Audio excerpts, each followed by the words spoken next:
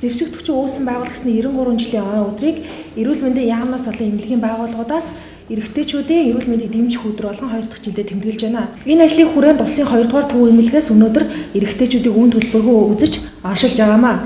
Эрэгтэйчүүд чухам ямар өвчин онцлогдож тохиолдож ирнэ, ямар өвчин дийлэх голчлон байд юм бол энэ талаар сонирх юм.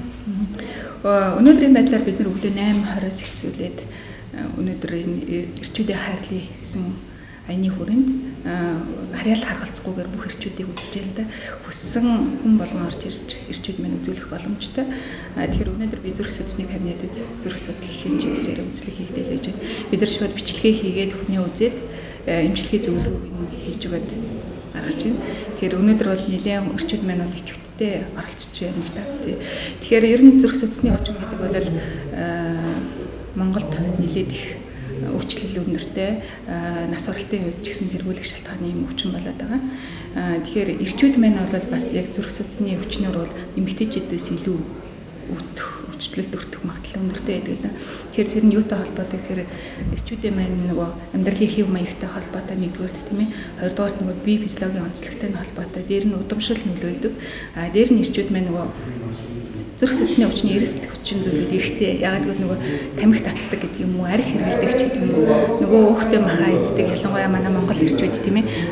Мөн одоо таргалалт хөдөлгөөний хомсдол сүлүүг ихсэж байгаа. Чихрийн шижийн өвчин, сахарын өвчин ихсэж байгаа. Эдгээр маань бол бүгдээрээ одоо зүрх судасны өвчнийг үүсгэх үндсэн эрсдэл хүчин зүйл болоо явчихж байгаа юм л да. Эрчүүдийн хувьд ер нь жилд хэдэн удаа эмнэлэгт хандаж онцлуулж явах, эрүүл мэндэ байнга хянуулж явах хэрэгтэй байдаг бол зүрх судасны өвчний үед те илэрдэг шинж тэмдгүүдийн хувьд ямар байдсан болоо? Ер нь бол ганцхан эрчүүд гэхгүй ер нь хүн болгон жилд нэг удаа заашгүй эрүүл мэндийн урьдчилан сэргийлэх үзлэгээр бол орж явах хэрэгтэй.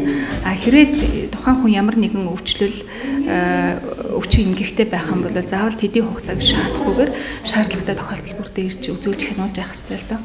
Илэрх шинж тэмдгийн тухай дээр илэрх шинж тэмдгийн хувьд бол мэдээж одоо нөгөө нэг ялангуяа манайхан чинь даралт ихсэх өвчтэй юм уу зүрх судасны өвчтэй байлаа гэхэд нөгөө даралт ихснээ мэдгүй зүрхэнд нь өөрчлөлт орсон эмгэг өөрчлөлт үүссэн байгаа гэдэр бас мэдгүй явах тохиолдлууд байдаг. Ялангуяа одоо даралт ихсэл маань өөрөө чимээгүй өвчин гэж ярьдаг тийм ээ. Тэгээд даралт ихсэлтийг мэдгүй явж байгаа л нэг мэдэхэд харуулт өгөх юм уу тийм ээ зүрхний шигдээсээр хүндрэх тохиолдлууд гардаг. Эрчүүд мань одоо яг гэхээр за миний толгой өвдөд ингээл зүгээр тэгэл өөртөө анхаарахгүй яваад байдаг. Тийм тохиолдлууд бас тохиолдож байна л да. Өглөөнөөс хойш гэл үзлэг хийгээл явж байхад чинь миний хаяа жоохон толгой өвдөд идэм мал гэдэг жийдэг. Тэгсээр та даралтаа хэмжиж үзснүү даралтаа үзүүлжсэн үг гэхэд үгүй л гэдэг жаахгүй.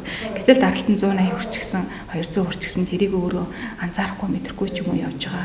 150-60 хүрсэн ч юм уу мэдгүй явж байгаа тохиолдол байх жишээ тийм. Тэгэхээр анх удаага даралт хэсэлтэд оршлуулж байгаа ч гэдэг юм зүрхний одоо титэм судасны цус хомсдол үүссэн байгаа гэдгийг илрүүлж байгаа тийм тохиолдлууд бас байна.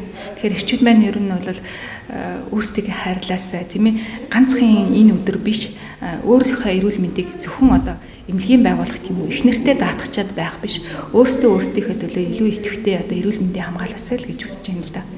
Ингээ би ч бас нэгтэй гэж үзүүс харуулъя явдаг л да. Тэгвэл ер нь 20 хэдэн жил ерөөс эмнэлгээр яваагүй байж байгаа. Одоо 3-4 жилийн өмнө бас би нэг муудаж тэгээд энэ баян зүрхийн эмнэлгийн нэгээр явж ирсэн, гिचсэн. Хөвтөл ингэ явж ирсэн. Тэгээд энэ үзүүч харахад бас нэг тийм сайн биш ээ. Ерөөсөө ингэдэг гоочр моочр ч юм уу тийм чи бидний шиг хөдөө байгаа усууч нь ирээд нэг хоноод моноод байж чадахгүй шүү дээ. Өглөө эрт ирж тэр хаартны дугаар могоорч юу илээ? Номер юу? Тийм юм авдаг энэ төр гэсэн одоо тэр юм чадахгүй шүү дээ.